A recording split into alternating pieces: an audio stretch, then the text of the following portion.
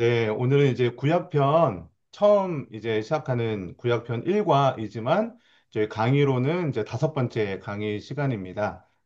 우리 구약편 시작하면서 어떻게 보면 또 우리가 잠시 또 이렇게 휴강이 있었기 때문에 다 잊어먹을 수도 있는데 구약편 이제 다시 시작하는 거니까요. 너무 또 걱정하지 마시고 또 새롭게 시작하는 마음으로 우리 계속 구약편 시작하면 좋을 것 같습니다.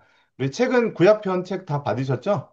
네, 예, 네, 그래서 구약편 1과를 펴보시고요. 네. 우리 조성희 권사님께서 어, 첫 페이지에 있는 구약 전체 관통 밑에 있는 부분 예수님의 제자들은 이 부분 한번 좀 읽어주시겠어요? 무슨 메시지들은? 네, 1과 처음 구약 전체 관통이라고 되어 있는 거. 예, 잘안 보여. 시간 안 보여. 예수님의 제자들은 구약 성경을 읽으며 메시아를 고대했고, 구약 성경을 통해 예수님을 메시아로 확신했다. 만약 구약 성경이 없었다면 예수님을 믿고 그의 죽음과 부활을 통한 구원을 이해할 수 없었을 것이다. 구약 성경은 모세오경, 역사서, 시가서, 선지서로 나눌 수 있다. 하나님 나라 관점으로 구약 성경을 네 부분으로 개관하면서 우리는 하나님의 계획을 이해하게 될 것이다. 또한 더 나아가 예수 그리스도께서 어떻게 하나님의 계획을 성취하셨는지를 깨닫게 될 것이다. 일과를 네, 통해 예수 그리스도께서 성취하신 구원의 총체적인 의미를 파악하는 기초를 닦아보자. 네, 감사합니다. 우리 이제 성경이 구약 성경 그리고 신약 성경 이렇게 두 부분으로 되어 있는데요. 우리 차주경 집사님은 구약 성경, 신약 성경 이 둘 중에 좀 어느 게 좀 친숙하고 익숙하게 다가오세요? 네, 구약하고 신약하고. 저는 신약이 훨씬 시- 좋아요. 신약 성경이요? 신약이. 예, 네, 네. 예, 예, 예. 왜 좀 그런 이유가 있으세요? 모르게 신약은 읽을 때 뭔가 이렇게 음, 좀 와닿는 것도 있고, 예, 좀 이렇게 알겠는데, 음, 구약은 처음부터 좀 그렇게, 그래, 좀 음, 지루하기도 하고, 창세기부터 그쵸. 읽을 때, 그런데 네, 신약 두 번 읽으면 구약 한 번 읽어요. 맞습니다. 네. 분량도 신약 성경이 구약 성경의 한 3분의 1 정도밖에 안 됩니다. 네, 예. 그리고 어떻게 보면은 우리랑 시대적으로도 조금 더 가깝죠. 네, 그렇죠. 2000년 전 이야기인데 구약 성경은 뭐 몇천 년 전, 6천 년 뭐 이렇게 더 이상으로 다가가니까 조금 용어도 조금 어렵기도 하고 음, 어떻게 보면은 기본이자 기본 어떤 율법 막 이런 게 다가오니까 조금 더 어렵게 네. 느껴지기도 하는 것 같아요. 우리 조선일 권사님은 좀 어떻게 느껴지세요? 신약 성경, 구약 성경. 그러면 좀 어떤 게 좀 친숙하시고 가깝게 느껴지세요? 목사님이 말씀하셨듯이 구약은 용어 자체가 너무 어렵고 읽어도 용어 자체가 너무나 힘들고 신약은 음, 요즘 우리가 말하는 그대로의 발음들이 나오니까 그러는데 그래도 저는 그 뭐야 그 구약의 여호수아서나 시편, 잠언 그쪽을 좀 더 많이 읽는 것 같아요. 제가 음, 시편이나 잠언 그쪽을 더 많이 읽는 것 같아요. 음, 그래서 신약도 맞습니다. 음, 좋지만은 시편을 제가 더 많이 사랑하는 것 같습니다. 그, 그러네요. 그, 그, 뭐야, 나의 하나님, 그 찬양 있잖아요. 나의 힘이 네, 되신 여호와야. 그게 네, 근데 찬양 부를 땐 참 좋은데 다윗이 굉장히 어렵고 곤란 중에 있을 때 그 시를 지은 것 같은 느낌이 들어서 음, 더 이렇게 와 닿는 것 음, 같아요. 음, 제 느낌에는. 예, 이렇게 그렇죠. 편안하게 지은 시가 아니니까, 네, 뭐, 네, 말씀이 다 뭐 편안하게 된 것은 없지만은, 예수님도 고난 중에서 힘들게 음, 지으신 저기 진행하셨지만은 시편 다윗에 보면은 늘 고난이었잖아요. 편안한 날이 없었잖아요. 그런 그렇죠. 것들 예. 그러니까 거기서 이 시를 그런 중에도 시를 이렇게 지을 수 있다는 게 너무 대단한 것 같아요. 음, 네, 나의 힘이 맞습니다. 되신 여호와여 내가 주를 사랑하나이다. 그 음, 음, 쫓기고 죽을 뻔한 것을 여러 번 겪으면서도 그런 시를 지었다는 게 참 대단한 것 같아요. 음. 아무리 하나님 의지한다지만. 맞아요. 네.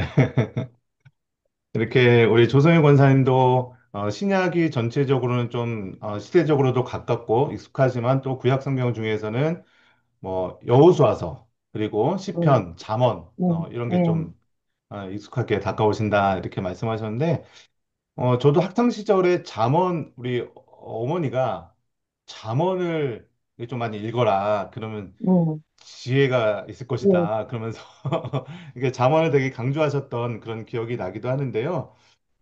참 우리들에게 그 여호수아서 같은 경우는 이제 어떻게 보면은 스토리 구조로 되어 있잖아요.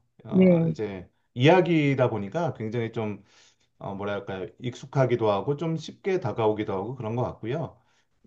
말씀하신 것처럼 우리 찬양 곡조 중에 시편이 굉장히 우리 부르는 찬양 중에 많이 인용이 되기도 했습니다. 그러다 보니까 네, 조금 더 쉽게 다가오는 부분도 있는 것 같아요.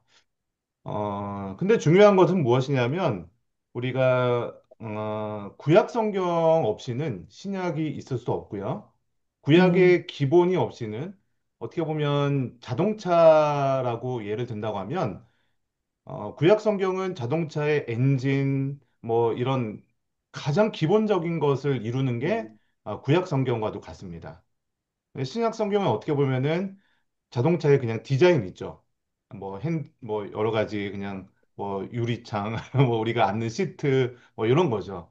우리랑 조금 더 가깝게 느껴지는 게 신약 성경이지만 어떻게 보면 구약 성경이 없이는 신약 성경이나 지금 우리도 있을 수가 없는 거죠. 그래서 네, 구약의 중요성은 참 알지만 우리가 네, 자동차 운전하고 다니지만, 자동차 타고 다니지만, 자동차 엔진이 어떻게 생겼는지, 어떤 원리로 돌아가는지 사실은 좀 어렵거든요. 네, 네, 그렇죠? 그런 거와 네, 마찬가지로 생각하면 될 것 같습니다. 그래서 구약 성경이 조금 어렵게 느껴질지라도 또 그것을 배우고 그 원리를 알다 보면 이래서 구약 성경이 중요하구나. 이런 것들을 좀 깨닫게 되시지 않을까 이렇게 생각도 해보고 기대도 해봅니다. 자, 우리 한 페이지 넘기셔서요. 우리 12페이지 보시면 하나님 나라 관점이라고 되어 있는 그 박스 글씨 부분이 있는데요. 우리 차승현 집사님께서 그 하나님 나라 관점으로 그 글씨 한번 좀 읽어 주시겠어요? 예. 하나님 나라 관점으로 구약 성경을 보면 구약 전체의 메시지가 보인다. 하나님께서 인류 역사 속에서 하나님 나라를 형성하고 유지해가는 방식은 언약이다. 하나님께서는 자신의 백성을 택하셔서 언약의 당사자로 세우신다. 그리고 언약의 당사자에게 땅을 선물로 주신다. 언약의 당사자인 하나님의 백성은 그 땅에서 하나님의 주권을 지키며 살아가야 한다. 이 언약의 조건을 이행하는 것이 땅의 번성이나 상실을 좌우한다. 이러한 하나님 나라의 원리가 구약에서 계시되고 발전되어 간다. 네, 감사합니다. 이렇게 구약 성경 전체를 핵심하는 하나님 나라에 대한 관점, 하나님 나라에 대한 핵심적인 내용들이 지금 이 한 문장에 다 담겨 있습니다. 이 문장을 읽으시면 좀 이해가 되시나요? 우리 한 3주, 4주 이렇게 원리편 이야기를 했고, 어떻게 보면 원리편의 핵심적인 내용들이 다 담겨 있어요. 네, 그렇죠? 이게 조금씩 네, 이렇게 보이긴 하시죠? 이게 무슨 말을 하는지는 아마 감각적으로 느끼실 것 같아요. 두 번째 줄 네, 맨 끝에 보면 네. 하나님 나라를 형성하고 유지해가는 방식이 뭐라고 했죠? 언약이다. 언약입니다. 언약. 네, 네, 그렇죠? 그래서 네, 언약이라는 관점을 통해서 이제 하나님 나라가 이루어지는데 세 가지가 있었죠. 하나님 나라를 네. 이루기 위해서는 하나님의 주권, 백성, 땅, 백성, 주권, 요 땅, 세 주권, 가지가 예, 필요했죠. 네, 그래서 요 하나님의 백성이 하나님께 주신 땅에서 하나님의 주권을 지키면서 살아가는 곳. 네, 이것이 하나님 나라라고 얘기할 수 있고 주권을 지킬 때는 하나님이 주시는 놀라운 축복 가운데 거하게 되겠지만 주권을 이행하지 않고 불순종하게 되면 하나님의 저주가 임한다. 이런 것들이 하나님 나라의 원리다라고 말씀드릴 수 있을 것 같습니다. 제가 이게 페이지를 보시면은 여러분 보실 때 그 PPT 화면하고 제 얼굴도 같이 보이시나요? 지금은 책갈피만 보이는데요. 책만 보이세요? 아, 저는 안 이제 보이세요? 나옵니다. 이제 네. 목사님하고 이제 나오네. 나옵니다. 아, 보이고 네. 아주 이제. 제가 설정을 좀 새롭게 해봤는데, 이게 녹화된 화면을 보니까 이 PPT 화면만 보이더라고요. 예, 네, 제 얼굴이 안 나오고, 그래서 좀 설정을 바꿔봤는데, 글씨가 좀 가릴 것 같으면 제가 좀 이렇게 나오기도 하고 뭐 좀 할 테니까. 그러니까 네. 저는 사실 제 얼굴 이 화면하고 같이는 안 보이긴 하는데, 여러분들 보시는데 좀 불편함은 없나요? 괜찮습니다. 괜찮으세요? 네, 네. 그러면 요 설정으로 일단 해보도록 하겠습니다. 그러니까 차례, 목사님이 두 군데로 나오네요. 저희들하고는 카메라 하나 있고 또 목사님이 그 중앙에 하나 있고 두 군데. 아, 그래요? 그러면은 예, 설정을 이렇게 그러니까 녹화된 화면을 보니까 예. 이게, 지금 잠깐만요. 목사님이 목록 안에 됐어요. 이제 됐습니다. 예, 이제 없어졌죠? 예, 예. 네네. 목록 안에 있기도 하고, 그러니까 오른쪽 화면에는 지금 남아 있죠? 화면이. 네네, 네, 네. 네. 근데 제가 녹화된 화면을 보니까 오른쪽 제 화면은 안 나오고 그냥 요 PPT 화면만 나오더라고요. 그래서 음. 이렇게 설정을 한번 바꿔봤는데 그냥 하던 대로 하겠습니다. 아, 네. 그래야 아까처럼 해야지 녹화에는 목사님 나오는군요. 지금 이렇게 하면 안 나오고요. 어, 녹화하면은. 그렇게 되긴 하는데 그냥 뭐 아, 그러면 했으니까요. 교육 자료를 쓰시려고 그러면 나오게 하셔야지. 아니에요. 괜찮아요. 크게 중요한 건 아니고요. 음, 우리 차례를 보시면 우리가 총 5권, 그러니까 이권이 이제 구약 성경이잖아요. 네, 구약이 총 5가로 되어 있는데 오늘은 네, 이제 구약 전체 관통이라고 해서 이제 구약 전체 관통 그래서 하나님 나라 관점 구약 관통 하나님 나라 주제로 구약 한눈에 보기 이런 부분이고 2과 때는 이제 모세 오경만 다룰 겁니다. 모세 네, 오경 그리고 3과 때는 역사서 이렇게 있어. 사과는 시가서라는 부분을 다룰 거고요. 오과는 선지서 이 부분을 집중적으로 다룰 예정입니다. 그래서 어떻게 보면 1과 2과 이 부분이 구약 전체를 다루면서도 모세오경을 다루기 때문에 우리 한 2주 이렇게 잠깐 휴강을 했지만 그래도 다시 시작한다는 개념을 가질 수 있다는 게 이 말씀입니다. 그래서 이렇게 보시면 될 것 같고요. 그래서 모세오경이라고 하시면은 모세가 쓴 5가지 성경이라고 할 수 있잖아요. 네. 어떤 성경이죠? 처음부터 창세기, 출애굽기, 창세기, 출애굽기, 레위기, 레위기, 민수기, 민수기, 신명기. 신명기, 예, 네, 이렇게까지가 모세오경이고요. 이 모세오경의 핵심적인 주제는 하나님 나라의 시작입니다. 시작. 네, 혹은 하나님 나라의 원리라고 얘기할 수 있어요. 제가 아까 이제 자동차 말씀드렸잖아요. 네, 그러니까 구약 성경은 자동차의 이제 엔진과도 같다. 어떤 기계적인 장비와도 같은데, 자동차가 굴러가는 원리는 뭐 어떻게 보면 단순하잖아요. 엔진이 돌아가고 그 엔진의 힘이 네 바퀴로 힘이 전달이 돼서 바퀴가 굴러가는 원리인 거죠. 그렇죠? 그래서 네, 모세오경도 마찬가지인 거예요. 모세오경도 이 하나님 나라가 돌아가기 위해서는 어떤 원리로 하나님 나라가 구성되어 있고 어떤 원리가 돌아가는지 이것을 알아야 되는데 그게 바로 모세오경이라는 겁니다. 자, 그리고 역사서를 다룰 때는 어떤 내용이 들어가냐면 역사서의 제일 처음 성경이 혹시 뭔지 아십니까? 여, 역사서를 제일 처음 여호수아인가요? 여기서. 네, 맞습니다. 여호수아서죠.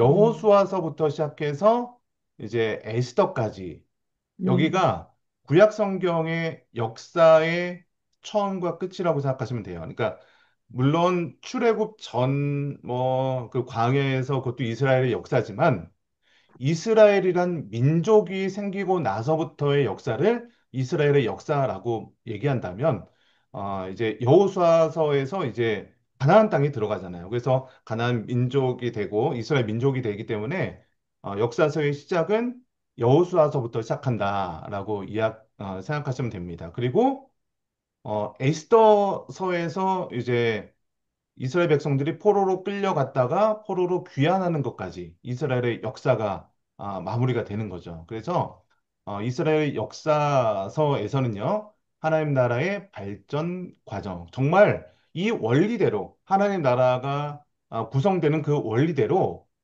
역사 속에서 그렇게 돌아갔는지를 보여주는 내용이 역사서라고 생각하시면 됩니다. 그리고 시가서는 뭐냐면 우리가 원리를 알았어요.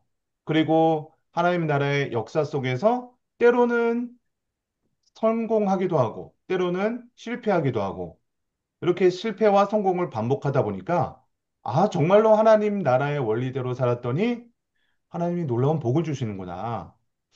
하나님의 말씀에 불순종했더니, 정말로 우리의 삶이 어려워지는구나. 이런 걸 경험하면서 나오는 것이 바로 지혜입니다, 지혜. 아, 그래서 그 지혜서, 시가서를 지혜서라고 하기도 하거든요. 그래서 하나님 나라의 경험을 통해서 지혜가 쌓이는 내용이다라고 생각하셔도 됩니다. 자, 그리고 선지서는 뭐냐면 이 역사서 중간중간에 이스라엘 백성들 혹은 이스라엘 백성들의 왕들 뭐 이런 사람들이 하나님의 말씀을 지켜야 하는데 지키지 않을 때 그냥 넘어가면 안 되잖아요. 그래서 하나님께서 선지자를 불러서 하나님의 말씀을 대언하게 하는 거죠.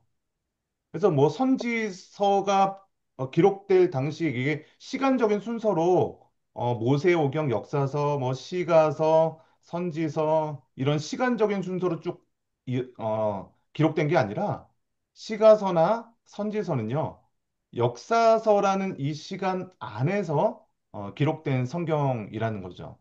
그래서 역사서의 시간 안에서 하나님의 백성들이 말씀을 지키지 않을 때 하나님이 선지자들을 불러서 이스라엘 백성들을 책망하는 거죠. 너희들 이렇게 살면 안 된다. 이렇게 살면 하나님의 그런 진노가 임할 것이다.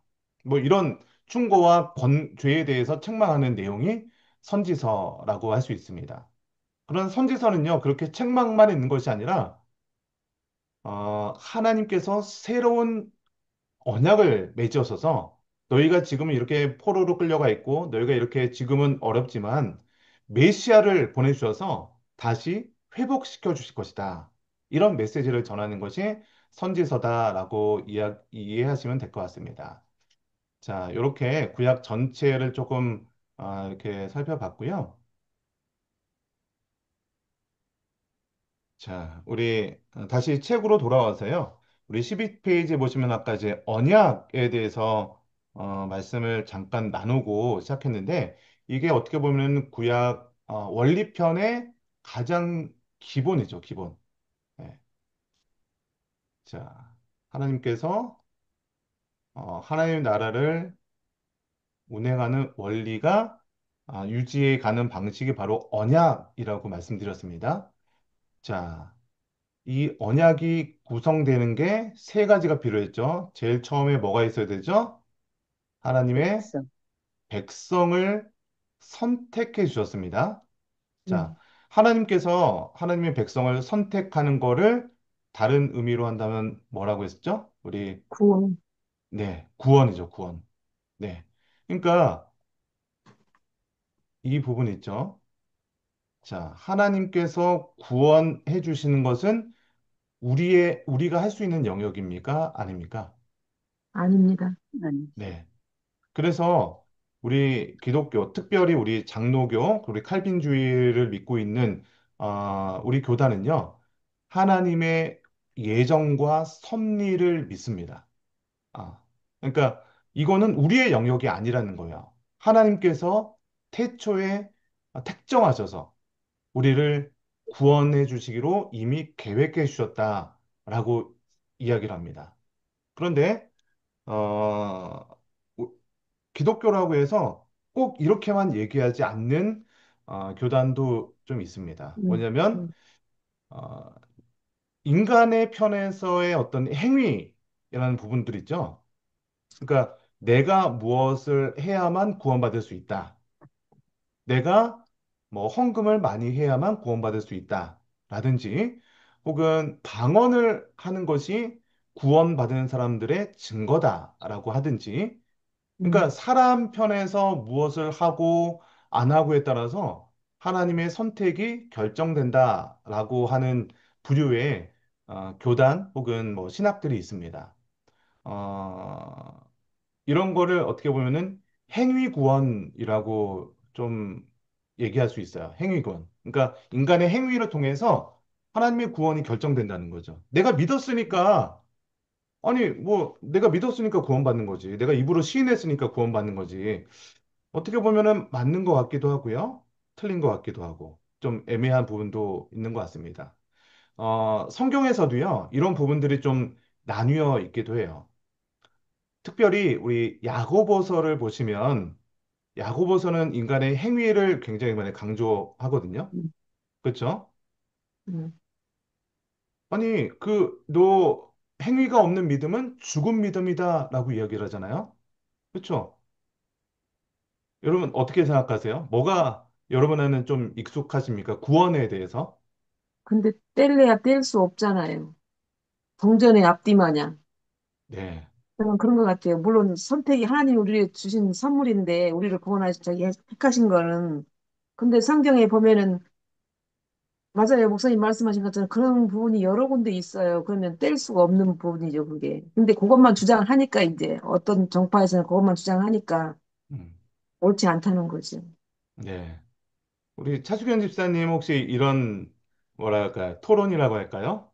뭐 이런 거 혹시 들어보셨나요? 집사님 생각은 어떠세요? 저는 익숙지가 못한데. 그러니까 구원에 대해서 예, 하, 어, 하나님께서 의롭다고 칭해 준다. 그러니까 우리는 죄인이지만 하나님께서 선택해 주셨기 때문에 우리는 구원받았다.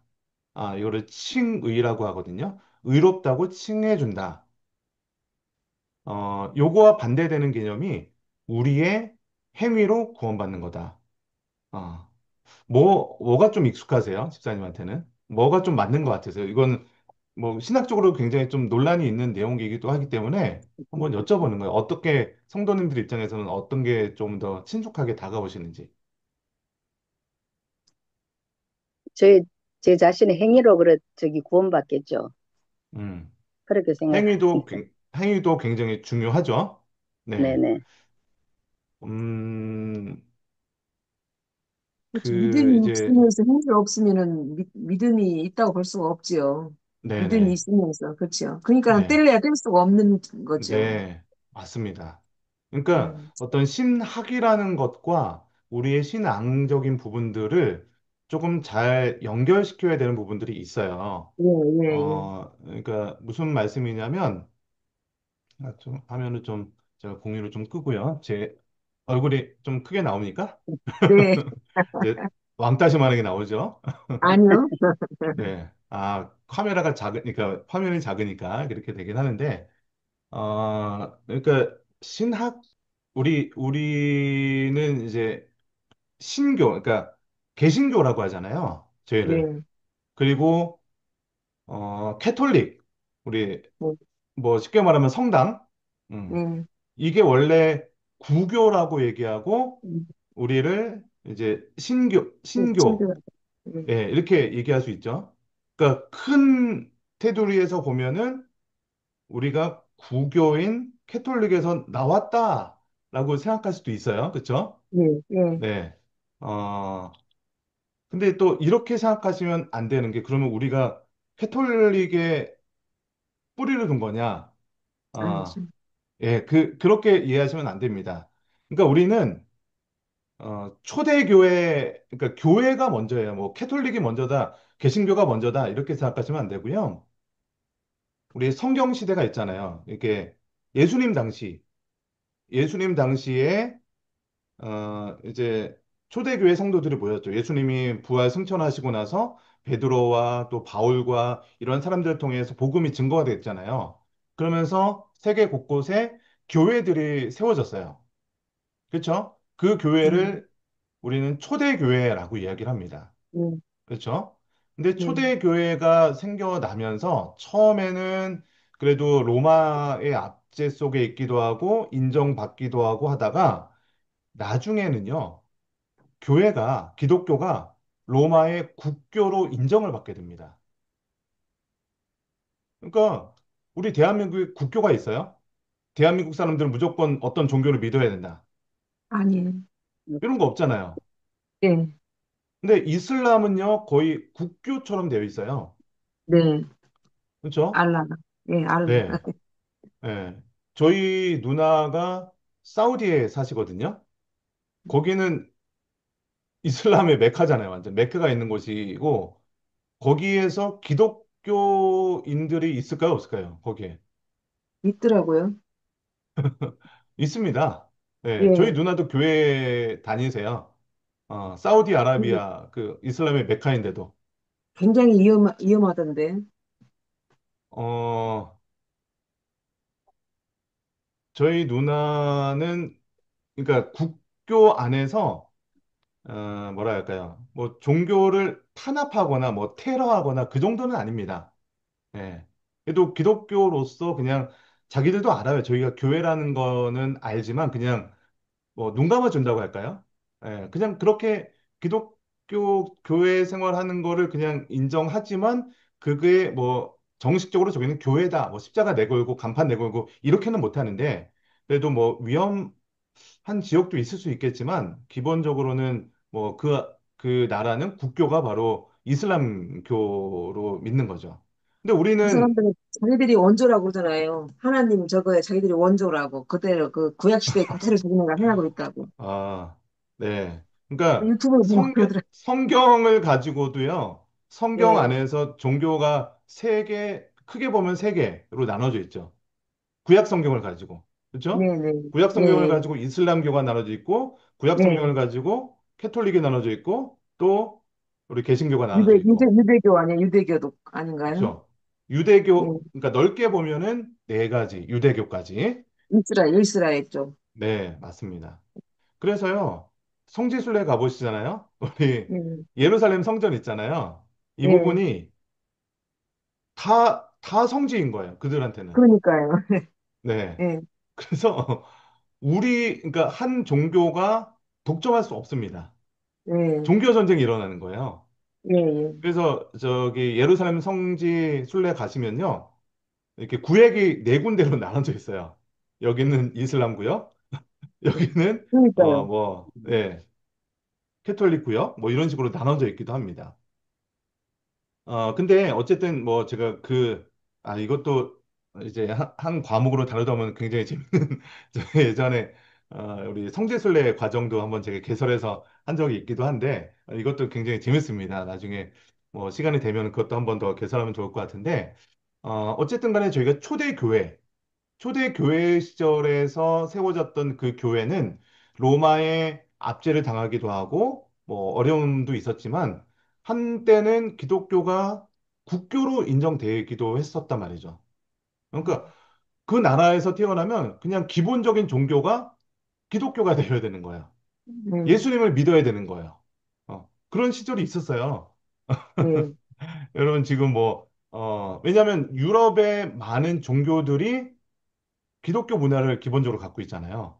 그렇죠. 예, 그렇죠. 그리고 예, 기독교를 안 믿는 사람들을 믿게 해야 된다라고 해서 생긴 전쟁이 십자군 전쟁이에요. 예, 예, 십자가 메고 다니면서 기독교 안 믿는 사람들 다 잡아 죽이고, 점령하고 믿게 했던 전쟁이 십자군 전쟁이거든요. 네. 그러니까 그런 시대도 있었어요. 자, 그러면서, 초대 교회가 국가적으로 지원받는 교회가 되다 보니까 나라의 왕이 있으면서 나라의 왕과 또 종교 쪽의 지도자가 또 있습니다. 종교 쪽의 지도자가 누구예요? 교황입니다, 교황. 예. 그러니까 천주교죠. 예, 세상에 왕이 있고 교회에 왕이 있는 거예요. 그래서 그때 당시에는요, 이제 종교의 힘이 세다 보니까 세상의 왕보다 교황의 권위가 훨씬 더 높았을 때가 있었어요. 그러다 보니까 교황의 말 한마디 한마디가 거의 법이었죠. 예, 그렇게 시간이 지나다 보니까 100년, 200년, 300년 시간이 지나다 보니까 교황의 권위가 성경의 권위보다 더 높아진 거예요. 음, 인간들이 했던 말들의 권위가 생기고 권력이 쌓이다 보니까 인간은 기본적으로 악한 사람들이잖아요. 죄를 가지고 있는 음, 사람이잖아요. 그러다 보니까 그 안에서 여러 가지 부정부패들이 일어난 거죠. 원래 신부님들은 기본적으로 이제 결혼을 안 하시잖아요. 네. 지금도 그래도 좀 깨끗함의 상징이 신부님들이다 이렇게 좀 그런 이미지가 있죠, 이미지가. 겉으로만 그렇지. 겉으로만. 예. 그렇죠. 예. 근데 제가 군대에 있을 때 이제 종교 활동 뭐 여기 가면 뭐 준다 해가지고 제가 그때는 좀 약간 날라리였습니다. 그래서 성당을 좀 가봤어요. 음, 성당 가봤더니 그 미사라고 하거든요. 네. 미사 들어가기 전에 거기 성당 앞에서 신부님하고 우리 군인들하고 이렇게 담배 이렇게 맞담배 딱 피면서 이렇게 있다가 야 우리 같이 미사 술 시작됐다 먹잖아요. 그러면서 예 음. 담배 딱 끊고 이제 미사 드리러 가기도 하고요. 뭐 술 마시는 게 기본적으로 뭐 다 허용이 됩니다. 예. 미사 그리고 끝나고 딱 동네 나가서 술 먹던데. 예 맞습니다. 그게 뭐 죄가 아니에요.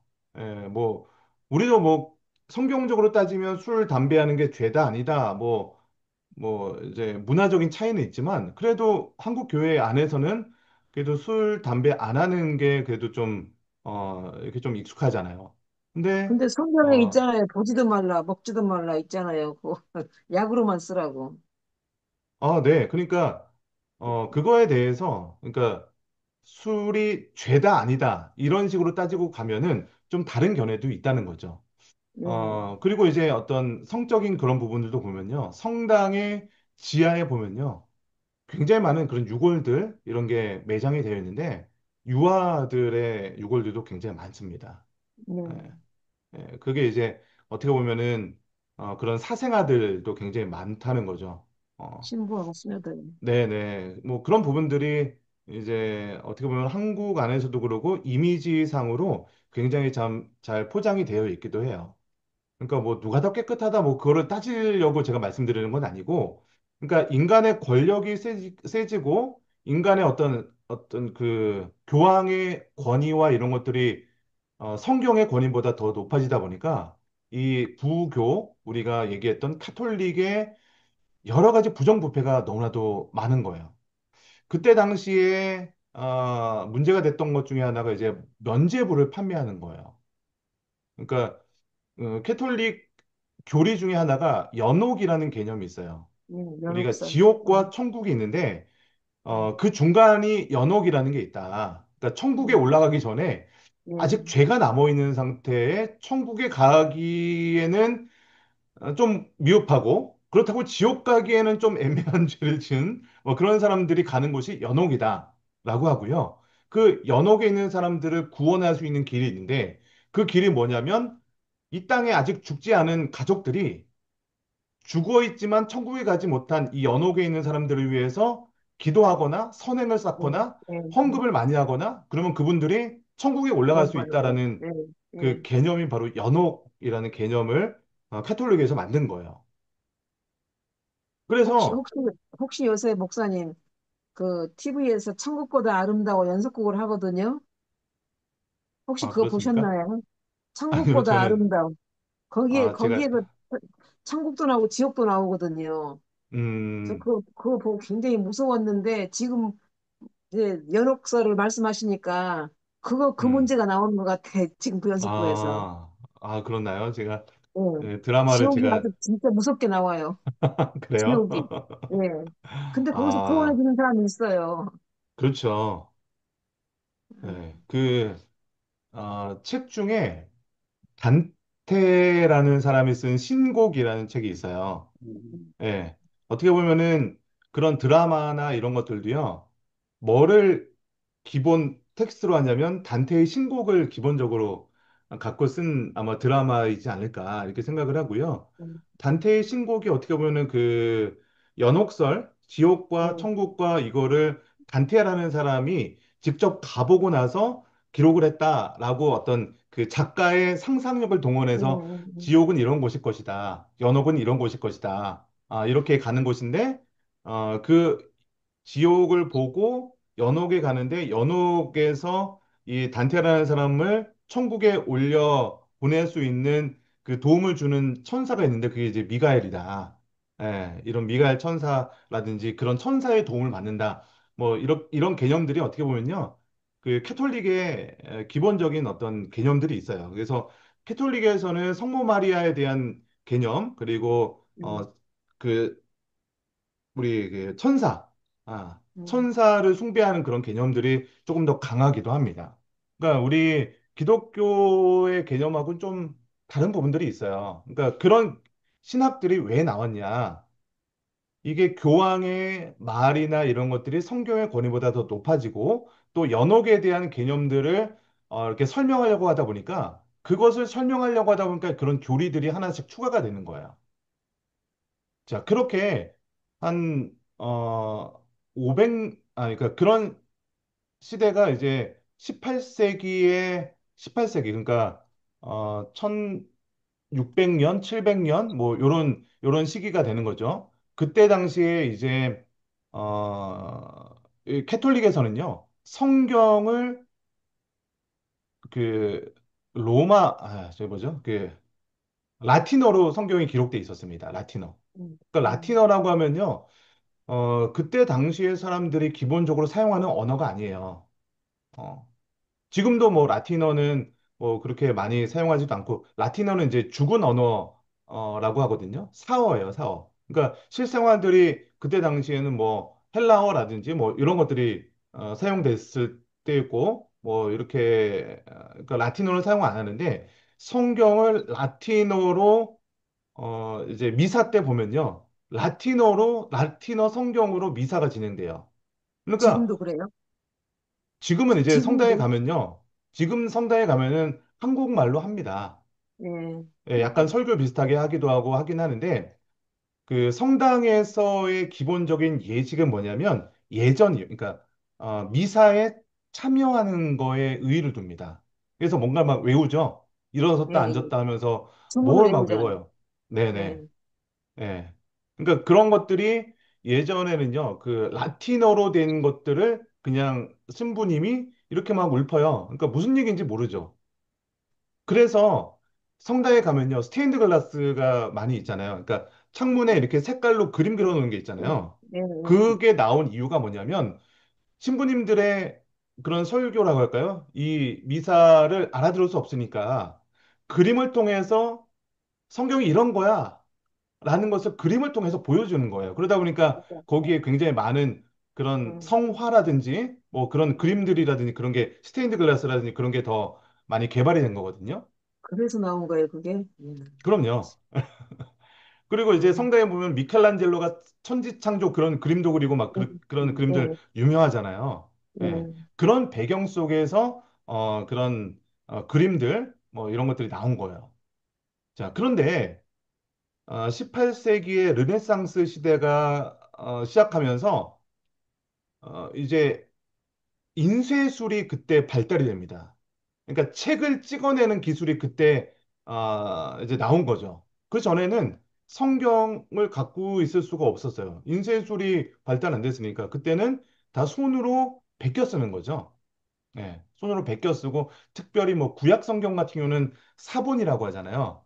원래 성경을 베껴 쓰고 뭐 그래서 뭐 사해 사본이 발견됐다 뭐 그런 얘기 나오잖아요. 그러니까 성경 자체 그 베껴 쓴 거를 사본인데 사본조차도 굉장히 귀중했던 시대가 완전히 구약 시대라면 뭐 그런 어떤 이제 인쇄술이 발달되기 전에도 성도들이 성경을 볼 수가 없었어요. 그냥 사제들이, 신부님들이 불러주는 라틴어를 듣긴 하는데 무슨 뜻인지 몰라.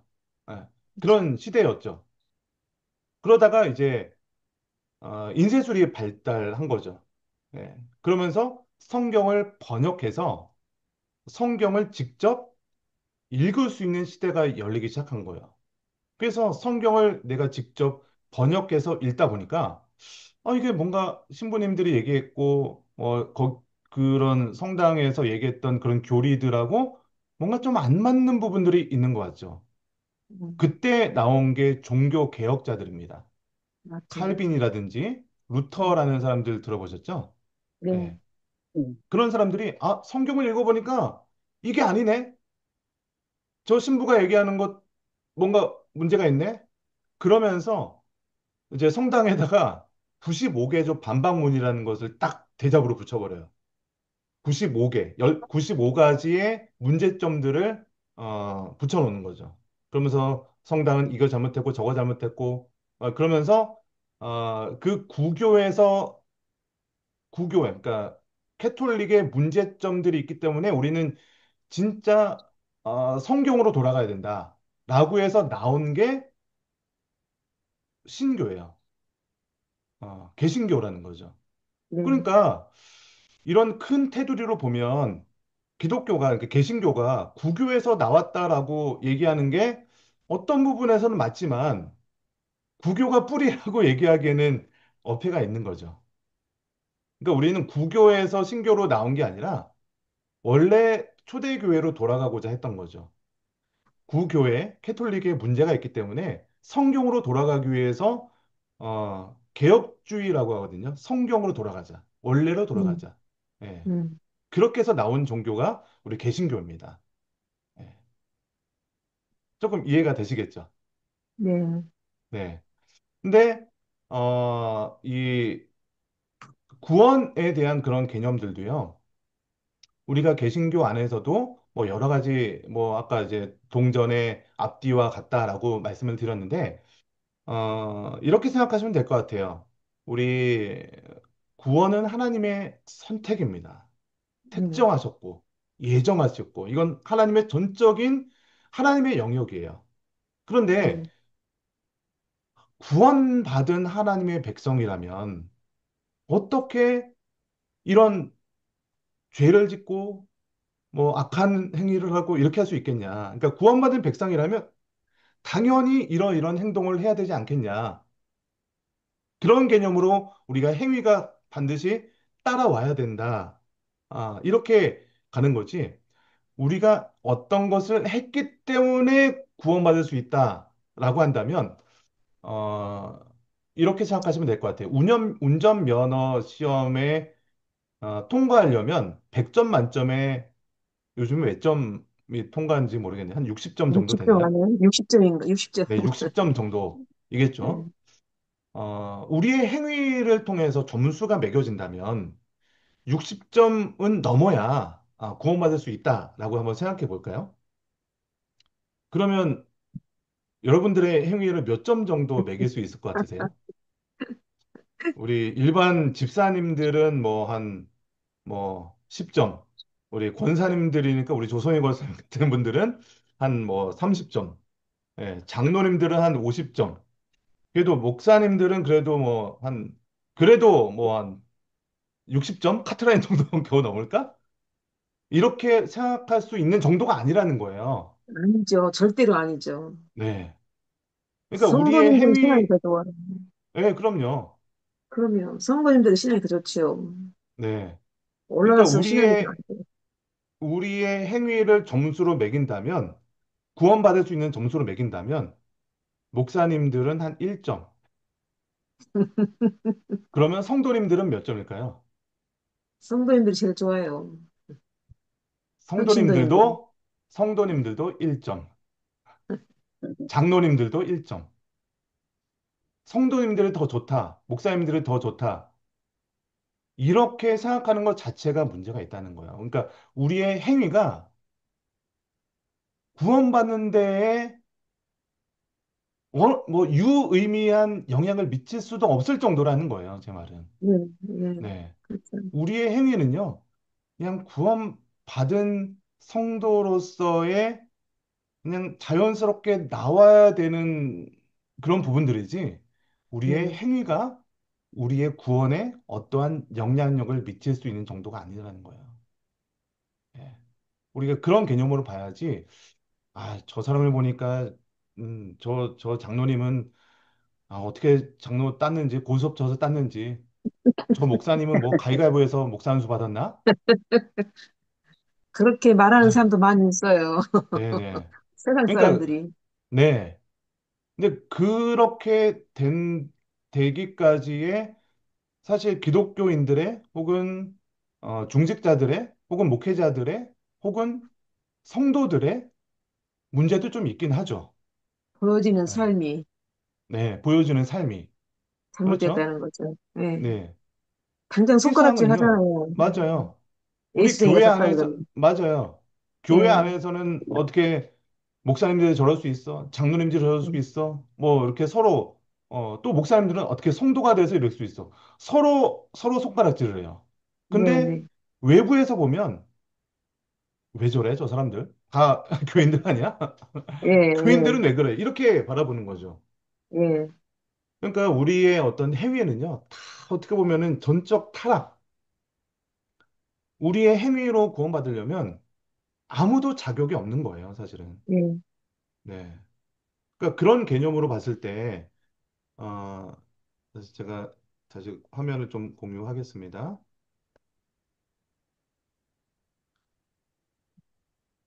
어,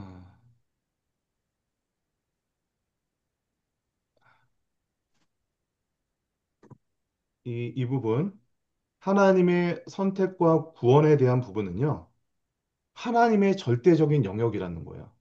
네, 하나님께서 구원해 주신 것이고, 왜냐하면 우리가 시험 봐서 점수 따서 60점 되려면 구원받을 수 있는 사람이 아무도 없기 때문이에요. 네. 진짜 뭐, 뭐라 할까요? 베드로 정도 될까요? 사도 바울 정도 되면은 한 10점 정도 될까요? 베드로나 뭐 이런 사람들도 자신들의 시험 봐서 가려면 구원 못 받는다는 거예요. 그렇기 때문에 우리의 능력이 아니라 이거는 전적인 하나님의 은혜 아니면 우리는 구원받을 수 없다는 거죠. 자, 네, 그리고 우리에게 땅을 선물로 주셨다라고 얘기해요. 네, 어, 땅이라는 거는 구약 성경 개념으로 하자면 이제 실제로 땅을 주셨죠. 네. 이스라엘 백성들에게 준 땅은 어디죠? 가나안 오랜동 땅이었죠. 가나안 하나 땅. 가나안 음, 땅이었죠. 음. 자, 근데 그 땅은 그냥 땅으로만 주어져서 너 그 땅에서 잘 먹고 잘 살아라 라고 주신 땅이 아니라 선물이자 뭘로 주셨다고요? 사명. 사명. 사명으로 주셨다는 거예요. 음, 이스라엘 백성들이 이제 여호수아서에서 가나안 땅을 선물로 주셨어요. 12지파한테 분배를 했습니다. 근데 그 12지파에게 분배해 준 그 땅이 그냥 텅텅 비어 있는 뭐 그 땅에 그 원주민들이 아무도 안 사는 그런 땅이었습니까? 아니죠. 음, 가나안 일곱 족속이 살고 있었어요. 음. 여부수 족속, 브리가스 족속, 헷 족속, 뭐 그렇죠. 많은 그런 원래 원주민들이 살고 있었어요. 그래서 그 땅은 선물로 주셨지만 분배받았지만 그 땅에 있는 원주민들을 싸움을 통해서 내쫓아야 되는 사명이 동시에 있었던 땅이라는 거죠. 이 땅에 대한 개념을 우리 신약 이후에 우리 성도 교회에 대한 개념으로 본다면 우리의 많은 성도님들에게도 땅으로서 주신 어떤 달란트라든지 물질이라든지 건강이라든지 하나님께서 나에게 더 주신 것이 있다면 그것은 선물로 주셨을 뿐만 아니라 사명으로 주셨다는 거죠. 자, 그래서 제가 처음 말씀드렸던 이 두 부분 다시 좀 지웠다가 다시 할게요. 여기로 끊어볼게요. 하나님의 백성됨, 선택과 구원, 그리고 땅, 선물로 주신 땅과 사명에 대한 이 부분은요, 하나님께서 우리들에게 주신 영역이라는 거죠. 그래서 우리 성도들한테 가장 직접적으로 영향을 받는 것은 무엇일까요? 바로 주권을 지키냐, 안 지키냐. 주권, 하나님의 말씀에 순종하느냐, 음, 아니면 불순종하느냐. 이게 중요한 거죠. 순종했을 때 주어지는 것이 바로 축복이죠. 불순종할 때 주어지는 것이 바로 여주. 저주라는 거죠. 네.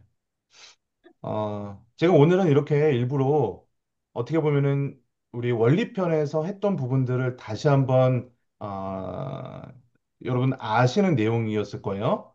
근데 저도 이 성경 관통이라는 과목을 처음 배우고, 이렇게 강의를 저는 여러 번 들었거든요. 반복해서 여러 번 들었는데, 이 부분을 그 이제 우리 이종필 목사님이죠. 이 목사님이 수업하실 때마다 얘기를 하시는 거예요. 아니, 아는 내용인데 왜 또 하시지? 아는 내용인데 왜 또 하시지? 이랬거든요. 근데 저보고 설명해 보라고 하니까 이게 막히는 거예요. 안다고 생각하는 것, 제가 지난번 강의 때 영상을 좀 보여드렸죠. 김경리 교수님한테 메타인지 학습법이라는 그런 영상을 잠깐 보여주면서 내가 안다고 생각하는 것과 실제로 아는 것을 구분할 수 있는 것이 바로 내가 말로 설명해 보는 거다. 이런 영상을 잠깐 보여드린 적이 있는데, 제가 왜 이종표 목사님이 이거를 반복해서 설명하는지를 나중에 깨닫게 된 거예요. 저는 안다고 생각하는데, 제가 입으로 말해 보려고 하니까 이게 막히는 거예요. 여러분도 비슷한 경험을 하셨을 거예요. 오늘도, 목사님 제발 오늘 시키지 마세요. 2주 되니까 다 까먹었어요. 이게 제가 오늘 반복해서 들을 때는 여러분, 목사님 아는 얘기인데 왜 또 반복하시지? 왜 처음 듣는 것처럼 말씀하시지? 이렇게 느껴질 수도 있으셨을 거예요. 제 전략은 뭐냐면, 아, 머리에 새겨질 때까지 하자. 배운 대로 이종필 목사님이 저한테, 이렇게 수강생들한테 반복해서 했던 것처럼 저도 우리 성경관통반 이렇게 우리 권사님들 집사님한테 제가 할 수 있는 거는 반복하는 거다.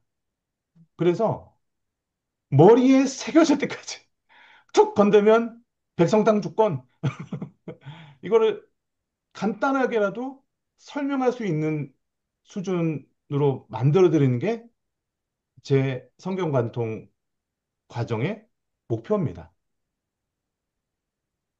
그래서 지금도 제가 이렇게 한 50분 동안 설명 들었으니까 다 아시겠죠? 한번 얘기해 보시죠. 라고 하면은 갑자기 또 당황스러워 하시죠? 그렇죠. 네. 이겁니다. 이겁니다. 머릿속에 있는데 입으로는 안 나와요. 네네. 그게 내가 아는 것을 내 입으로 설명해 보거나 내가 말하기가 부끄러우면은 한번 개념을 한번 기록해 보는 거예요. 네. 혹은 아니면 새겨질 때까지 듣는 거죠. 그래서요, 이게 하나님 나라의 원리편을 우리가 4주 동안 했어요. 그리고 오늘 이제 구약 관통이라는 시간을 통해서 다시 한번 원리를 제가 더 설명을 드렸어요. 그리고 뒷시간은요, 이제 사실 오늘 진도는 뭐 그렇게 많지 않아요. 뭐 시가소는 뭐고, 뭐 선지서는 뭐고, 요거 정리하면 끝나요. 근데 그 정리하고 진도 나가는 게 저는 중요하다고 생각하지 않거든요. 물론 진도 나가는 건 중요하죠. 지식 전달하는 거 중요하죠. 그러나 더 중요한 거는 하나님 나라의 핵심적인 그 개념을 내가 정말로 이해하고, 그게 이제 구약 성경에서 정말로 그대로 진행되고 있는지를, 진도 나가기 전에 명확하게 머릿속에 혹은 내 마음속에 그런 부분들이 새겨져야 되는 것 같아요. 그래서 제가 오늘 이 그림 하나로 뭐 어떻게 보면은 거의 1시간 때웠거든요. 물론 이제 제가 뭐 캐톨릭과 구교, 신교 뭐 그거를 설명하는 시간도 있었지만 중요한 부분이라서 얘기했지만 요 그림에 대한 개념만 딱 가지고 계셔도 여러분 이제 앞으로 나가는 그런 진도들은요. 요 개념이 정말로 성경 속에서 적용이 되는지 이거를 확인하면 되는 시간이라고 생각하시면 될 것 같습니다. 어, 자. 요거는 책에 나와 있는 내용이라서 넘어가겠습니다. 읽은 내용이에요. 자, 모세오경, 우리 한 페이지 넘어가도록 하겠습니다. 우리 14페이지를 한번 보시고요. 자, 구약 관통이라고 되어 있습니다. 하나님 음, 나라 관점으로 구약 성경을 모세오경, 역사서, 시가서, 선지서로 이 네 가지를 이렇게 구분을 하면서 오늘 이제 나머지 시간을 진행이 될 거예요.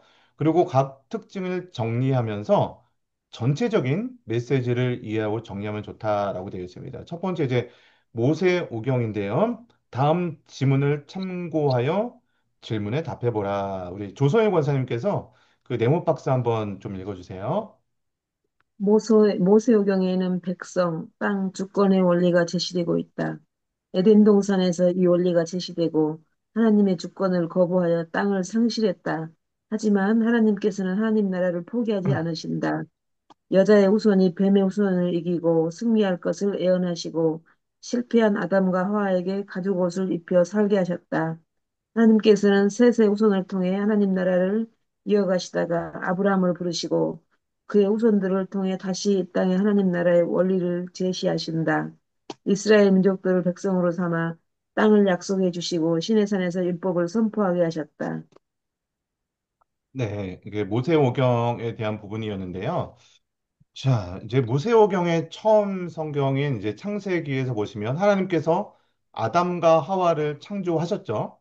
그리고 네, 그들이 선악과 명령을 지키지 않고 땅에서 쫓겨나게 됩니다. 네, 그래서 그 쫓겨났을 때 땅이 없어졌다라고 하기보다는 땅은 그대로 있습니다. 근데 그 땅에서 복이 상실한 거죠. 복이 상실한 거예요. 우리도 마찬가지예요. 우리도 하나님의 주권을 지키지 않았을 때, 그러니까 뭐 교회라고 제가 뭐 이렇게 예를 많이 들잖아요. 하나님의 백성인 하나님의 성도들이 하나님이 주신 땅이라고 했으니 교회에서 하나님의 주권을 지키지 않고 불순종했을 때, 교회가 없어지는 게 아니죠. 교회는 그대로 남아 있어요. 근데 그 교회에서 복이 상실하는 거죠. 이런 개념으로 좀 이해하시면 될 것 같고요. 자, 모세오경은요, 인류의 실패와 타락 이후에 하나님께서 어떻게 인류를 회복하시는지를 보여주는 거예요. 그래서 아담과 하와를 통해서 시작된 하나님 나라가 실패했지만 아브라함이라는 사람을 다시 선택하십니다. 그렇죠? 창세기 네, 12장에 보면은 저기 갈대아 우르에 있는 아브라함을 선택하셔서 하나님의 백성을 삼으시죠. 민족을 이루게 하시죠. 그래서 애굽까지 가게 되세요. 애굽에서 종살이하고 있는 이스라엘 백성들을 출애굽시켜 주십니다. 그리고 가나안 땅을 선물로 주셨어요. 그래서 모세 오경에서는요. 아직 가나안 땅에는 들어가지 못한 가나안 땅을 들어가기까지 빙빙 돌고 방황하는 장면까지가 모세 오경입니다. 여기서 주어지는 것이 바로 시내 산에서 율법을 주시게 되는데 그 율법을 지킬 때는 이스라엘 백성들이 복을 받게 될 것이다. 그래서 모세오경 전체는요, 이제 정말로 하나님 나라가 구성되기 위한 이 세 가지 요소가 이렇게 주어지는 시간이다라고 생각하시면 됩니다. 이스라엘 백성들이 구성이 되죠. 그리고 그들에게 주어질 땅, 가나안 땅이 아직은 주어지지 않았지만 약속의 개념으로 주어집니다. 그리고 그들에게 그들이 지켜야 할 율법이 시내산에서 주어지는 거죠. 그러니까 하나님 나라의 원리에 필요한 모든 부품들, 제가 자동차 예를 들었으니까 엔진이 만들어지는 모든 그 상태가 완성이 된 거예요. 자, 다음 페이지 보겠습니다. 자, 모세오경의 각 권의 이름을 적어봐라. 음, 모세오경의 다섯 가지 성경, 다섯 권의 성경을 적어보라는 거예요. 네, 한번 적어보십시오. 네. 아주 기본 중에 기본이지만, 또 적어보는 것도 중요합니다.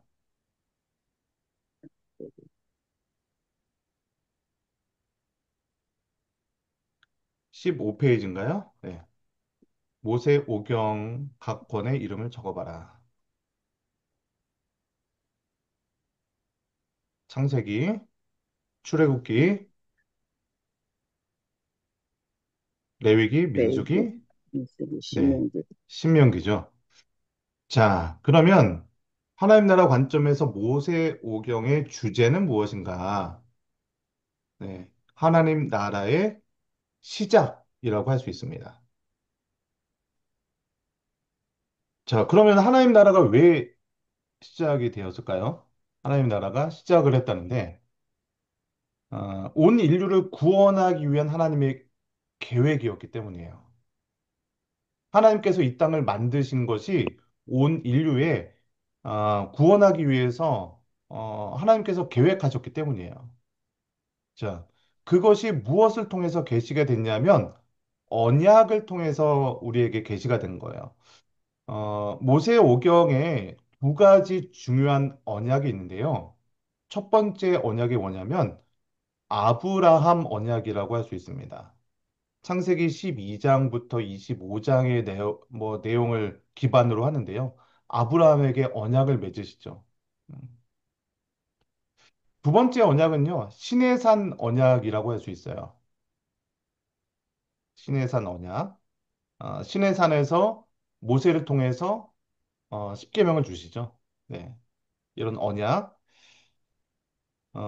세 번째는요, 모압 언약이라고 할 수 있어요. 모압 언약. 모압 언약은 언제 나오냐면 신명기에 나오거든요. 신해산 언약은 이제 출애굽기에 나오겠죠. 출애굽기에서 이제 신해산 언약이 게시가 되니까요. 뭐 제가 지금 말씀드리는 거는 그냥 설명드리는 거니까 뭐 이렇게 듣고 이렇게 참고만 하시면 될 것 같습니다. 자, 신해산 언약과 모압 언약은요. 내용이 사실은 다르지 않습니다. 같아요. 어떻게 보면은.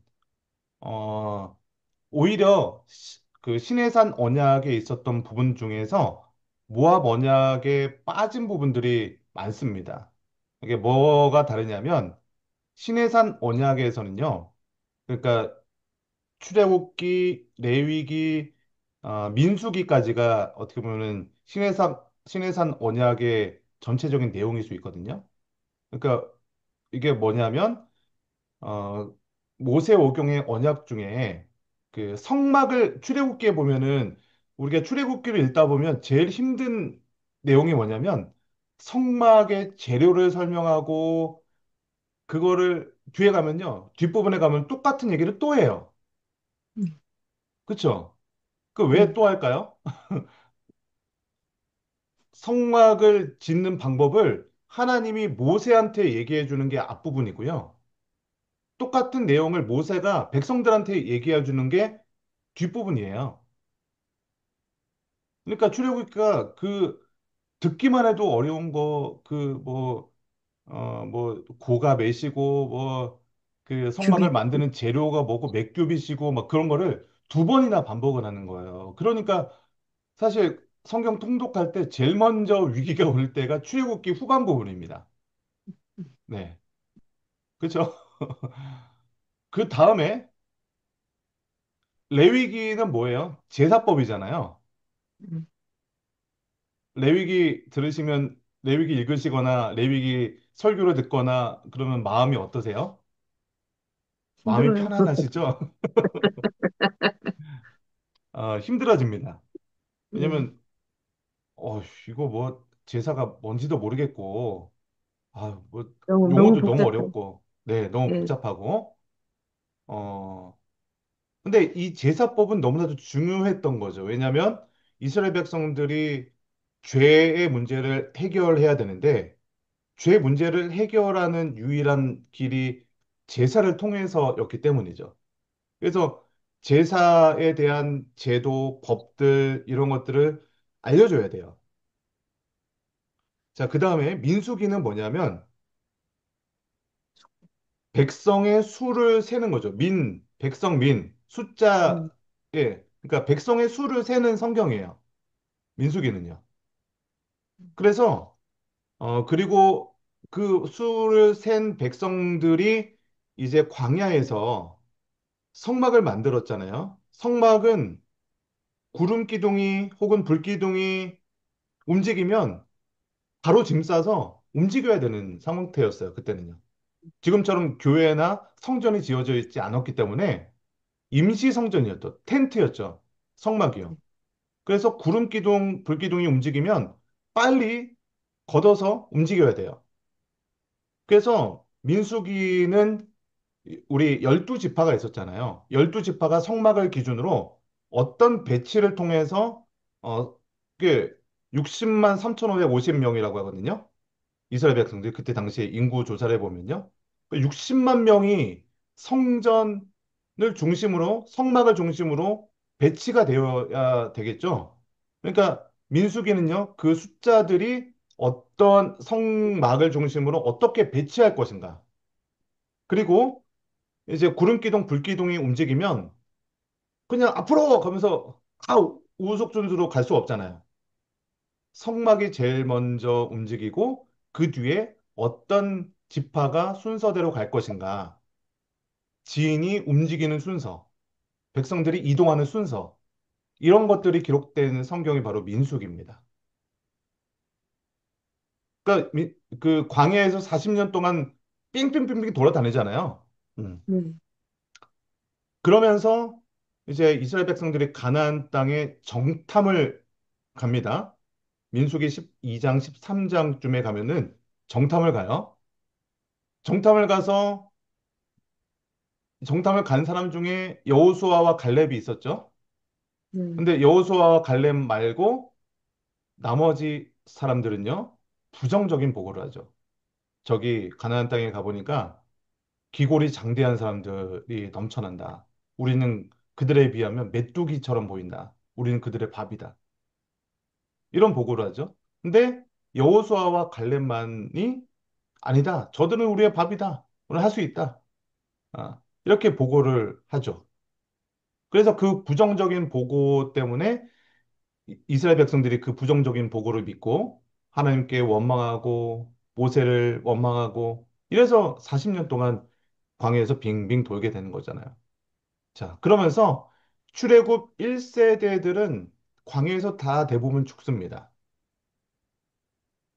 그러니까 출애굽기, 레위기, 민수기 이런 것들을 통해서 진을 만들고 제사를 지내고 성막을 만드는 거는 이미 다 만들었고 성막 만들었고요.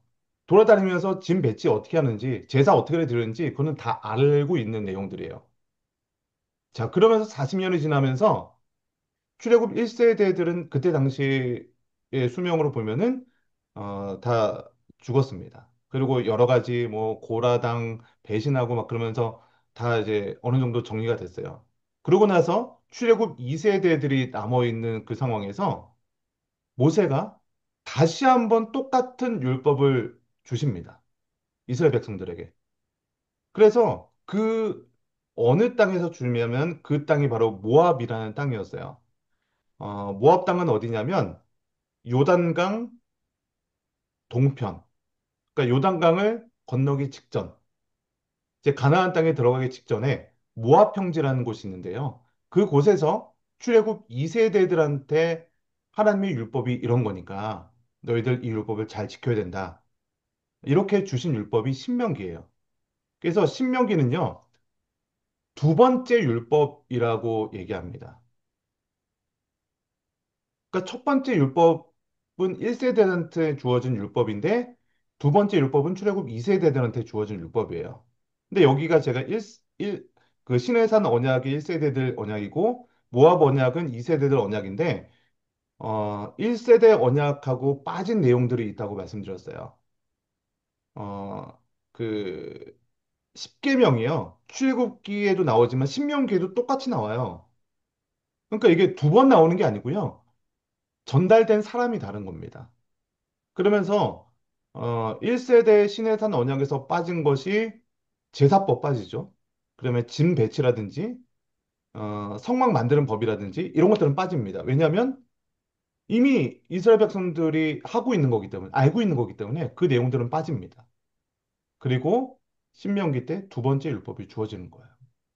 그래서 그것을 모압 언약이다라고 이야기를 합니다. 어, 자.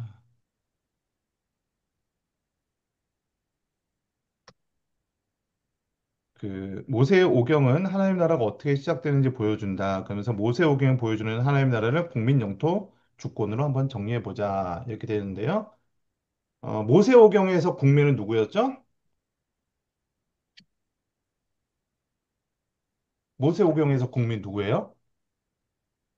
무슨 부분이요? 이스라엘 백성이죠. 네, 그렇죠. 이스라엘 백성. 조금 디테일하게 얘기하면 아브라함의 후손이라고 적혀 있는 거예요.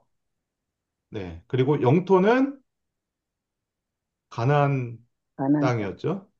네, 약속의 땅이라고 하기도 하죠. 자, 지켜야 될 주권은 하나님의 율법 혹은 뭐 십계명이라고 할 수도 있겠죠.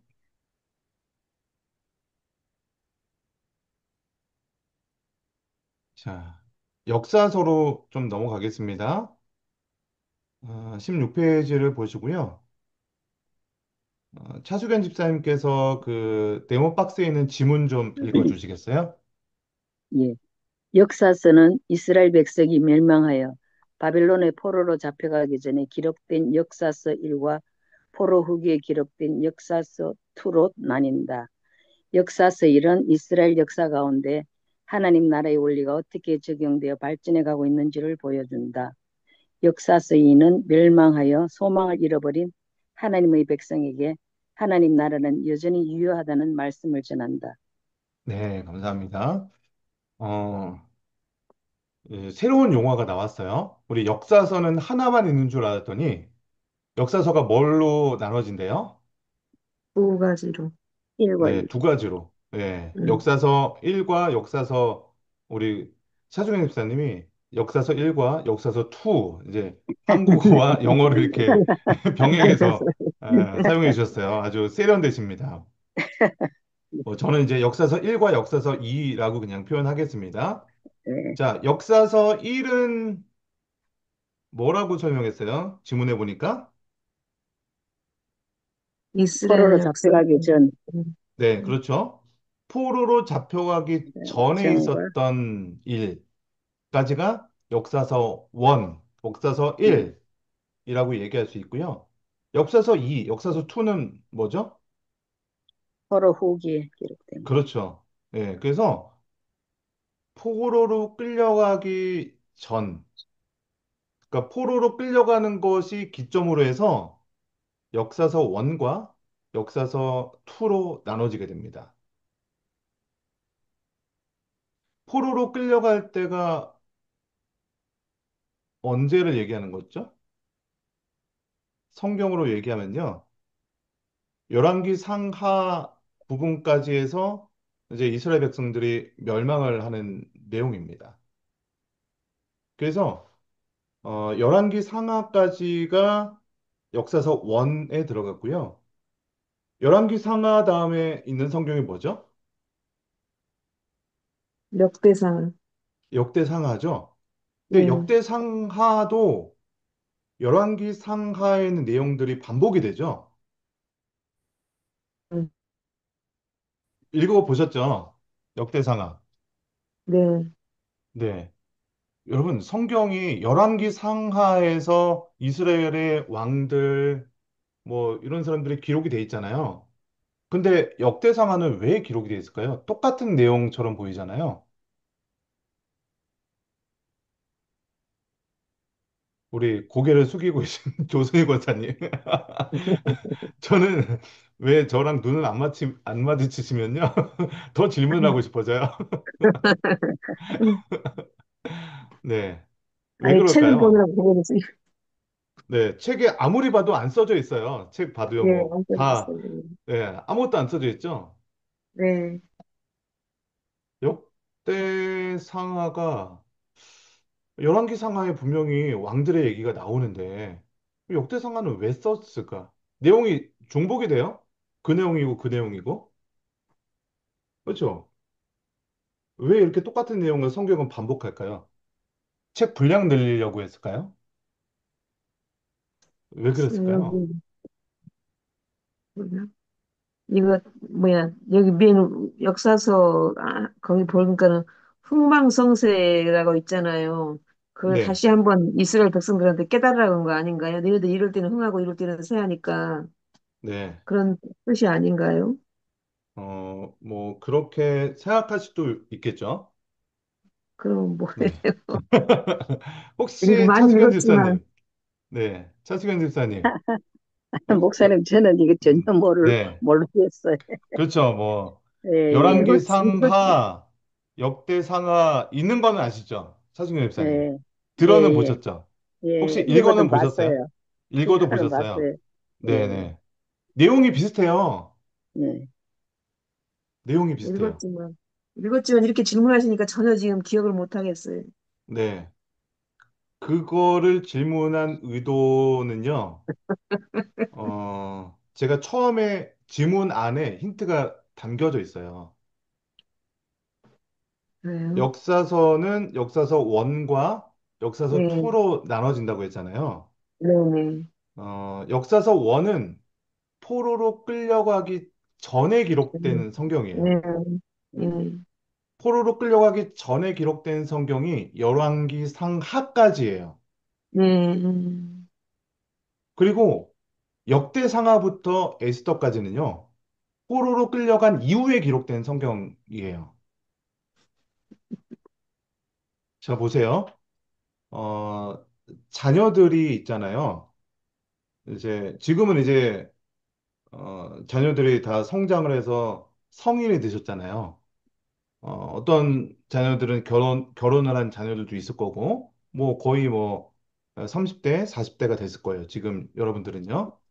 근데 이제 여러분들의 자녀들이 어렸을 때, 뭐 10대, 뭐 이랬을 때, 참 사춘기 뭐 이럴 때 있잖아요. 부모님 말 진짜, 예, 더럽게 안 들을 때, 다 있었잖아요. 그럴 때. 네, 그럴 때, 엄마로서 자녀들한테 이런 잘못을 했을 때 어떠한 심정으로 얘기합니까?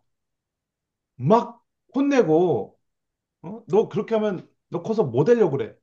그러면서 막 잔소리하고 혼내고, 이렇게 했다가 저렇게 했다가 막 안타까운 심정으로 혼내기도 하고, 타일르기도 하고, 이렇게 하지 않습니까? 그렇죠. 네, 네. 근데 이제 그 자녀들이 이미 이제 내 품을 떠났어. 일이 다 끝났어. 그러면 똑같은 잘못을 해도요, 얘기하는 태도나 이런 게 다릅니다. 그러니까 역사서 원은요, 지금 일어나고 있는 사람들한테 아직 포로로 끌려가기 전에 이스라엘 백성들한테 주는 말씀인 거예요. 그러면 너희들 이건 이렇게 다음 세대예요. 살면, 네? 역사서 그러면 2는 다음 세대인 거예요? 지금 현재 세대하고 다음 세대인 거예요?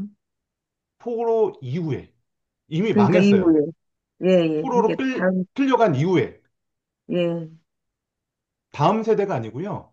똑같은 세대예요. 똑같은 똑같은 세대예요. 사람들인데 포로로 끌려간 거예요, 이미. 일은 벌어졌어요. 전과 후로. 네. 이미 일이 벌어졌잖아요. 이미 포로로 끌려갔어. 선지자들은요, 이스라엘 백성들이 아직 멸망하기 전에 주어졌던 선지자들도 있고요. 포로로 끌려간 이후에 주었던 선지자들도 있어요. 그리고 포로기 때, 그러니까 예레미야 선지자는요, 별명이 눈물의 선지자라고 합니다. 음, 들어보셨죠? 예, 왜 눈물의 선지자냐면, 이스라엘의 왕들이 시드기야 왕이라든지 이런 사람들이 눈깔 뽑히고 막 그 실제 현장을 눈으로 직접 본 선지자인 거예요. 그러니까 어떻게 내 나라의 사람들이 포로로 끌려가고 왕이 막 눈깔 뽑히고 막 결박되고 그런 걸 보는데 어떻게 눈물을 안 흘릴 수가 있습니까? 그러다 보니까 예레미야 선지자를 눈물의 선지자라고 하는 거예요. 근데 이사야 선지자 이런 사람은요, 굉장히 단호하게 죄를 질책합니다.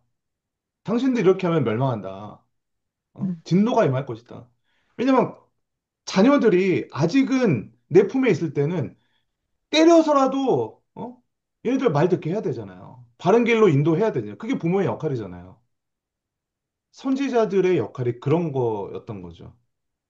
그러니까 역사서 원, 그러니까 포로로 끌려가기 전, 이스라엘 백성들, 이스라엘이 멸망하기 전에는요, 굉장히 강하게 어필합니다. 죄를 지적하고요. 어, 이렇게 하는 내용이에요. 근데 똑같은 내용이라 하더라도요, 역사서 2에서 기록되는 왕들의 이야기가 좀 다릅니다. 이미 포로로 끌려갔어요. 그러면 그들한테 당신들이 이렇게 하면 멸망합니다. 그뭐 꼴 좋다. 내가 이렇게 경고했는데 너희들 말 안 들었지? 이- 이렇게 얘기하는 게 뭐가 도움이 되겠습니까? 그래서 포로로 끌려간 다음에는 회복의 메시지를 전하는 거죠. 희망이 있다. 메시아가 올 것이다.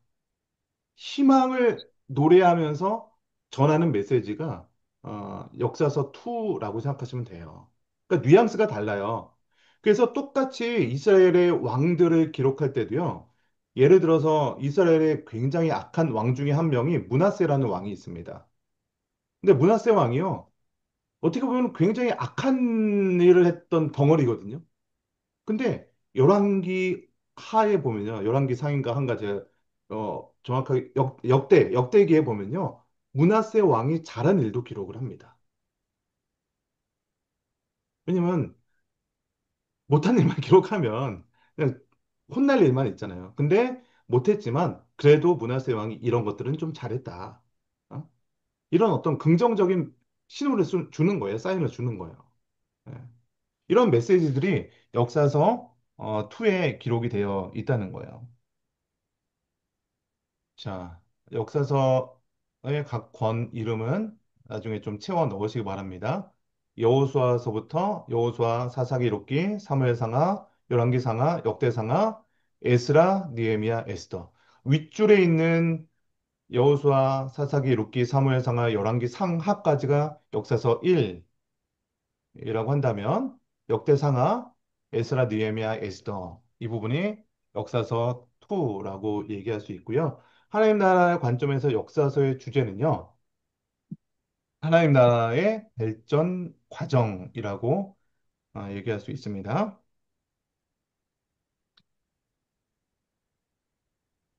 네. 나머지는 넘어가도록 하겠습니다. 제가 다 설명을 했던 부분이어서요. 자, 시가서를 보겠습니다. 시가서는요, 전체적으로 하나님 나라 백성으로 살아간 이스라엘 백성에게 주어진 지혜의 결과다. 이제 시가서가 어떻게 돼 있죠? 5가지로 돼 있는데, 처음에, 시가서의 처음이 뭐예요? 욥기, 욥기, 시편, 음, 잠언, 장, 전도서, 전도서, 맨 아가. 마지막에 아가. 음, 이것까지가 이제 시가서입니다. 자, 욥기는요. 이거는 제가 나중에 시가서 할 때 조금 더 자세히 설명드릴 건데요. 욥기는요. 욥기를 읽으실 때 욥기가 굉장히 이해하기가 어렵게 느껴질 수가 있어요. 욥기에 굉장히 유명한 성경 구절이 있거든요. 내 여러분 시작은 미약하나 네, 마지막 창대하리라. 네, 맞습니다. 그거 누가 한 말인지 아세요, 원사님? 욥 친구인데 욥이 네, 한 말이 아니에요. 예, 맞습니다. 예, 빌닷이라는 사람이 한 건데요. 우리는 성경을 아, 내 시작은 미약했으니까 내 나중을 창대하리라. 그거 어디에 많이 걸려 있어요? 어디 창업하는데. 예, 창업하는데 예, 시작은 조그맣게 시작하지만 예. 이, 이 사업장이 보통 장사 창대할 시작하는데 보통 그렇죠. 예, 네. 근데 우리가 대표적으로 그 성경의 말씀을 잘못 이해한 대표적인 구절이라는 거죠. 예, 잘 안 맞는다고 그러더라고요. 그게 네. 전혀 맞지 어, 않는 말이라고. 네. 성경에서 그런 의미로 쓴 게 아닌데 예, 우리가 보고 싶은 대로 본 대표적인 성경 구절 중에 하나입니다. 그것은 욥의 친구인 빌닷이 욥에 대해 상태를 이렇게 설명하거나 너 잘못했다 이렇게 쓴 말로 기록된 성경 구절이거든요. 그러니까 음, 욥기에 그런 구절도 있고요. 그러니까 욥기의 전체적인 주제라고 할까요? 이거는 인간의 지혜는 한계가 있다라는 것을 보여주는 거예요. 어, 크게 두 가지인데요. 인간의 지식에도 한계가 있고, 인간의 능력에도 한계가 있다. 아, 그래서요, 욥이 맨 마지막에 고백하는 게 뭐냐면, 내가 그동안에는 귀로 듣기만 했지만, 내가 어, 이제 듣겠습니다. 하나님 말씀을. 내가 잘났다고 얘기한 것들, 다 내가 인간의 지혜로 내가 나는 죄 안 졌다라고 한 것도 문제고, 저기 빌단, 엘리바스, 소발 그런 사람들도 내가 뭐 잘났다고 했건 또 다, 그 인간의 지혜는 한계가 있다라는 것을 고발하면서 하나님 내가 이제 하나님 말씀에 순종하겠습니다. 이게 어떻게 보면은 욥기의 주제입니다. 자, 시편은요. 아까 이제 권사님이 다윗이 고백한 그 시편이 이제 노래로 돼 있다라고 하면서 참 그 내용들이 다윗이 어려움 가운데 있음에도 불구하고 그런 고백을 한 내용이었다라고 이야기를 해주셨는데, 그러니까 시편의 전체의 주제는요, 다양한 경험 속에서 하나님을 고백하는 내용들이에요. 때로는 이제 하나님께서 주신 어떤 기쁨이나 이런 것들을 찬양하는 내용도 있고요.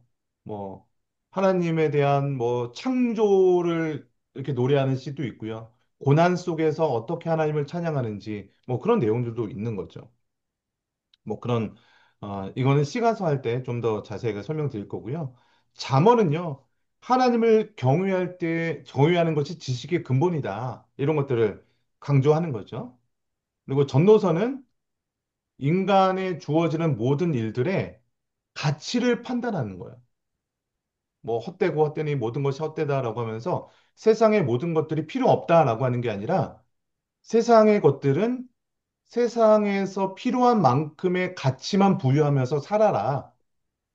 요 정도로의 가치만 부여하면 살아라라고 얘기하는 거고요.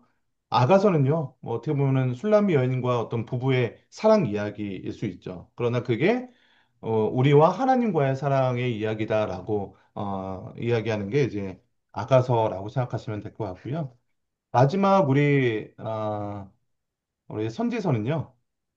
선지서는 크게 이제 대선지서 그리고 소선지서로 구분될 수 있습니다. 그래서 대선지서, 소선지서를 나누는 기준은 그냥 쉽게 생각하면 분량이라고 생각하시면 됩니다. 전체적으로 이사야는 66장, 뭐 예레미야도 55장, 뭐 이렇게 굉장히 길어요. 다니엘서는 뭐 12장으로 되어 있지만 소선지서, 호세아부터 말라기까지는요, 분량이 좀 대부분 좀 적습니다. 예. 학계에서는 뭐 2장, 말라기는 4장, 뭐 이런 식으로 되게 짧습니다. 그래서 분량으로 소선지서, 대선지서 이렇게 구분될 수 있는데요.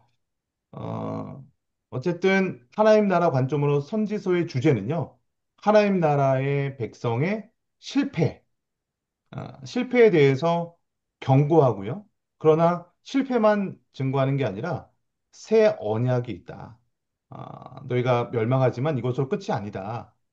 새로운 소망이 있다는 것을 다시 한번 강조하는 것이 바로 선지서의 주제다라고 말씀드릴 수가 있습니다. 그래서 마지막 요 표를 보시면서 정리하고 마무리했으면 좋겠는데요. 자, 지금까지 모세오경 역사서, 시가서, 선지를 하나님 나라 관점으로 크게 다뤄보았습니다. 이 표를 보시면 하나님 나라에 대해서 마지막으로 정리를 하고 있는데요. 자, 하나님 나라를 기준으로 네 가지로 나눴습니다. 모세오경, 그다음에 역사서, 그다음에 시가서, 선지서로 나눌 수 있는데 모세오경은 하나님 나라의 원리라고 얘기할 수 있고요. 역사서는 그 원리가 얼마나 그 역사 속에서 적용을 했는지, 적용이 어떻게 되는지, 실제로 원리대로 이루어졌는지, 아니면 원리대로 순종했더니 얼마나 복을 받는지, 그걸 적용했던 내용들이었고요.